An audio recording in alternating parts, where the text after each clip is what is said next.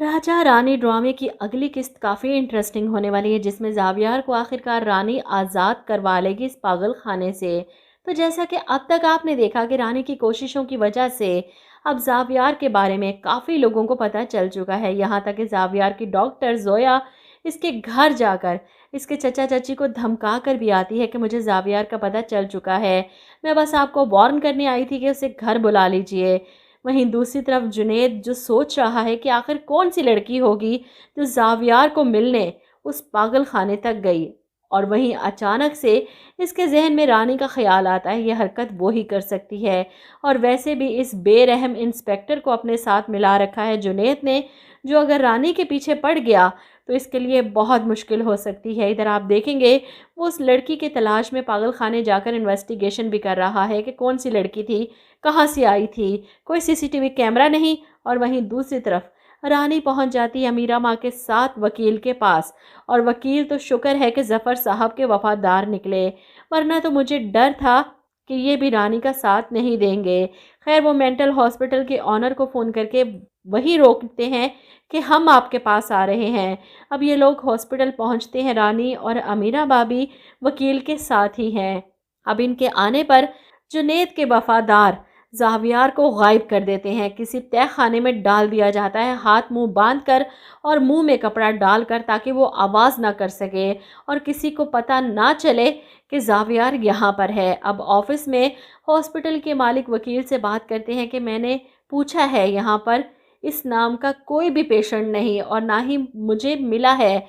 मुझे समझ नहीं आ रही कि इस वीडियो में जो शख्स है इसे मैंने कभी देखा ही नहीं। रानी परेशान है कि मैं खुद कल रात इसे यहाँ पर मिल कर गई हूँ, ये इस पागल खाने में ही मौजूद है। ऐसे में वकील साहब इसे इजाज़त देते हैं तो फिर ठीक है, जहाँ आपने कल रात इसे देखा था आप जाकर वहाँ दोबारा देखिए। रानी उठकर उसी कमरे की तरफ जाती है जहाँ पर इसने रात को ज़ावियार को देखा था, लेकिन वो वहाँ पर नहीं।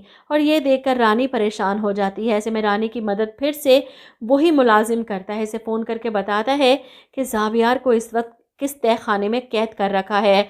और ये सुनने के बाद रानी फ़ौरन ज़ावियार को बाजियाब कराने के लिए वहाँ पहुँच जाती है। एक तय खाने में ज़ावियार को किसी अंधेरे कमरे में डब्बे के अंदर ऊपर से चादर डालकर रखा गया था।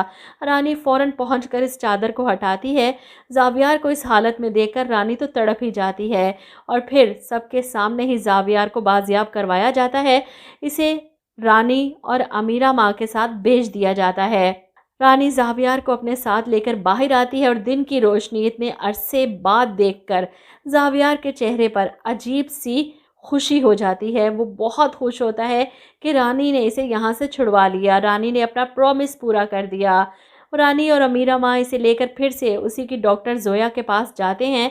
जोया ज़ावियार को देखकर खुश होती है कि आखिरकार रानी ने जो कहा वो कर दिखाया। ज़ावियार की एक ज़िद है कि पापा कहाँ हैं, मुझे पापा के पास जाना है। अब जोया इसके कपड़े चेंज करवा कर इसे खाना खिलाने के बाद पूछती है कि अच्छा ज़ावियार, जब तक पापा नहीं आते तब तक आप मुझे बताएं कि आप कहाँ रहेंगे।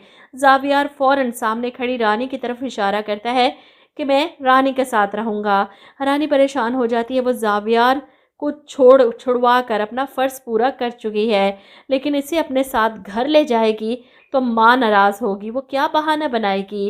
खैर अब ज़ावियार को लेकर वो अपने घर जा रही है और रास्ते में सोच लेती है कि इसे अपनी माँ से क्या कहना है।